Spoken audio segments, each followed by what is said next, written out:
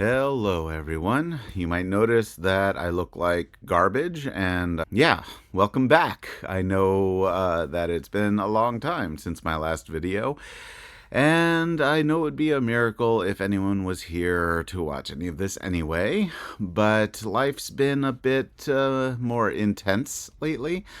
I'm in the middle of a move from the easternmost side, I would say from New England to Texas, of all places, and that move has been interrupted, we'll say, because a loved one needed help, and so I was there. I've been taking care of that. Some serious support, and sitting here as this person went through detox and is still going through a lot of that. It's been a bit of a nightmare. But here I am. I wanted to make sure I got to this and ready to dive into this topic. It's a little bit different than what I had planned. Originally, I had planned on going into the subculture I experienced as a film festival director of horror films. And last episode, I talked about my experiences in the punk community and how that subculture kind of mirrored a lot of religious dogma or religious subscription, and how subcultures can be a sort of religion unto themselves and what some of the similarities might be. And so I was going to do something similar for the horror community, as it is known amongst those denizens. But I decided to cut in with this topic, which is how people who leave a religion view that in context of leaving their cultural identity. How does leaving a religion impact their relationships with family, with friends, or even their culture at large? And that's what I wanted to discuss today. So this is just a new intro to a video I had already put together. And let's check that out.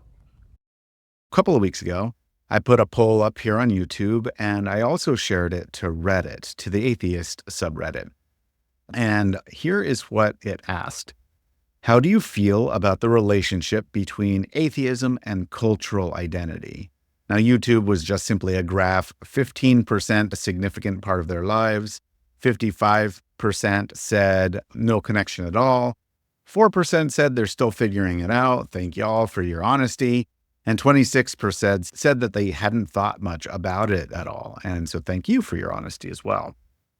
The poll on YouTube, of course, doesn't give too much insight because it's just numbers. But the Reddit post generated some conversations. And I was pretty stoked to see those, even if some of them were not conversations in which I could see eye to eye.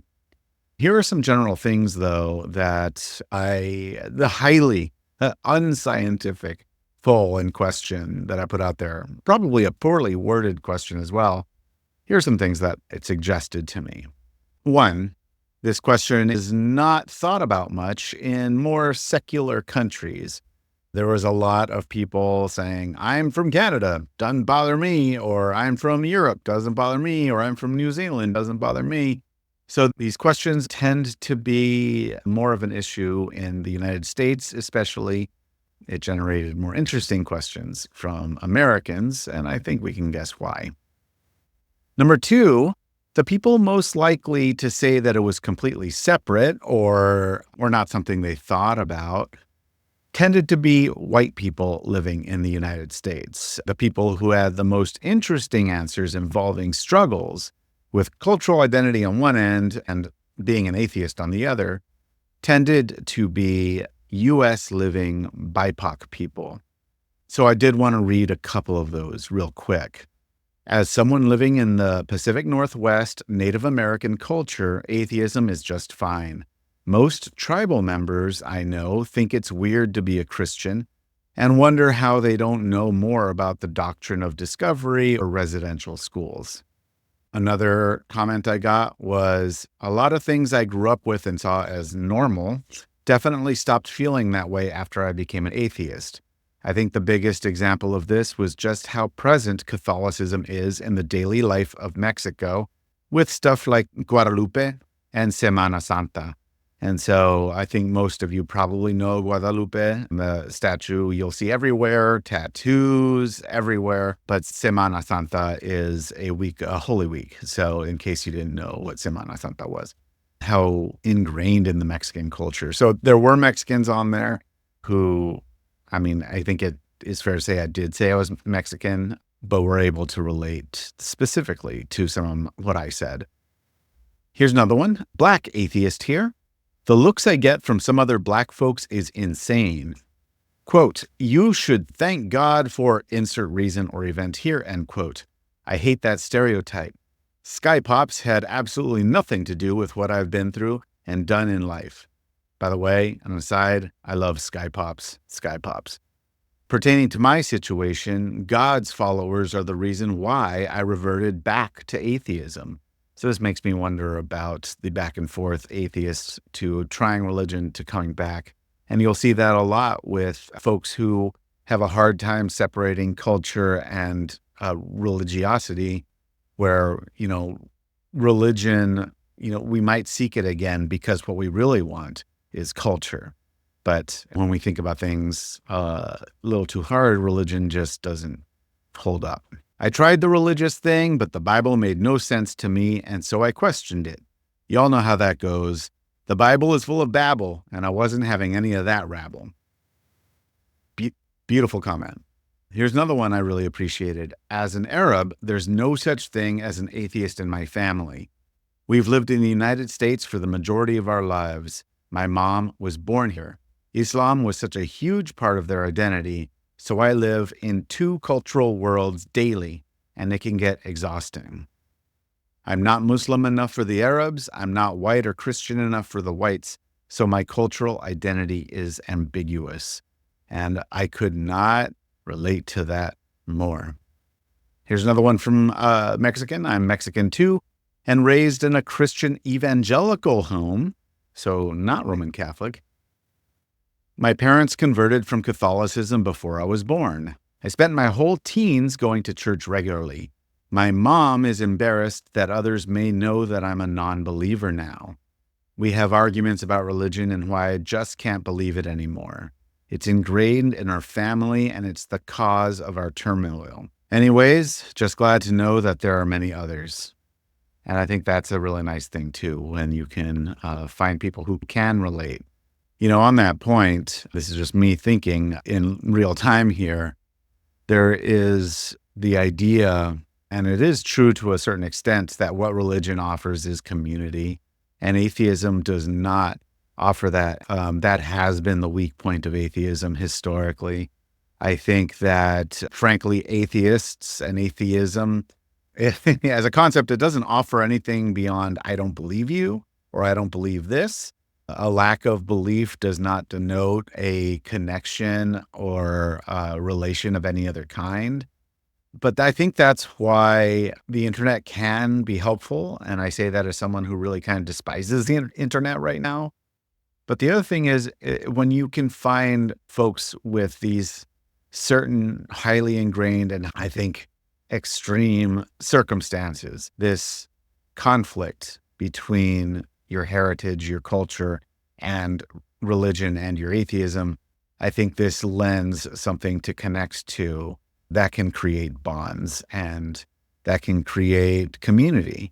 I think what I will explore in future episodes is how secularism can create the kind of community that can be a force in charity, like religion is supposed to do, and show that you can be, as we say, and as one title of the book says, good without God.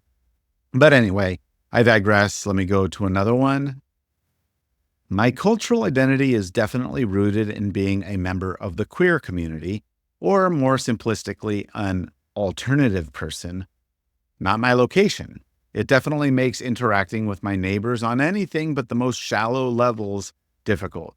I don't drive and I don't have access to public transportation, so I rely on ride shares, and I go out of my way to telegraph that I do not want to talk because I wind up lying about my life to feel safe. And that sounds scary, and I don't think folks who don't have that kind of experience really understand the toll that it can take. And I think even people who do have that experience try to downplay the toll that it can take because you want to survive. All right. Next one that I really love, a U.S. veteran and military contractor. The big ships still have way too many religious services and unconstitutional proselytizing. Every night over the ship's PA system. Yikes. However, when talking with shipmates, I find a lot of fellow atheists that do their best to ignore it or drown it out with other noise. You know, kind of a don't ask, don't tell for atheism here. I think this is a Navy veteran here. Thank you to our military, particularly the atheist identifying military who feel like they have to hide themselves. What a great comment. Another one here. I understand why our culture is so immersed in religion, but I hate it. People assume I'm a believer because I don't talk about my beliefs. I would also be extremely detrimental to my family and business if people knew I was atheist. Yeesh. It's common that one of the first questions someone will ask you is which church you belong to. With the look of utter and complete shock when you tell them you don't, you would think you admitted to eating puppies. I usually just say, quote, I'm not a believer, end quote. And I've actually had some comment, that's okay, at least you're not an atheist. I can count the number of atheists I know in person on one hand, and the number I've met in the area wouldn't fill up the second. Yes, of course, that would cause mental harm to some extent. Mainly, it's just lonely, though. And I also want to acknowledge loneliness as something that can either cause or exacerbate mental health problems, so I wouldn't downplay that either. BIPOC, African American adult male here from the northeastern United States, but family roots are very, in all caps, Southern. My community has always been centered around church from the time of American slavery onward. The church has always been a huge and central part of the Black community. I left religion in my late teens and early 20s. I am the only atheist in my entire family that I know of. I still get asked what church I go to. I'm quite open about my skepticism, which some folks in my community do not understand. Then the ones who do understand still give lip service to the community's religious respect out of fear of rejection. I don't. I've never feared rejection. I'm well aware that I have more to offer to my community than it has to offer me, so I'm never bothered by such fear. I'm annoyed by the constant assumption that if I'm Black, I must be Christian. I'm not. No fanciful story of wizardry has ever been able to convince me that it was an accurate portrayal of real events. And I highly doubt any ever will. Quote, you have to respect other people's religion. No, I don't. If someone's religion says that it's okay to harm children, should I respect that? I don't think so. So I'm not required to respect that which I deem illogical, irrational, or detrimental, all of which I have deemed religion to be. So I do want to say that having all those, these are just a few, by the way, but having those BIPOC and even a couple of white U.S. Southerners share their experiences like that was super eye-opening, and I appreciate the sharing of experiences. It's always really interesting. People fascinate me.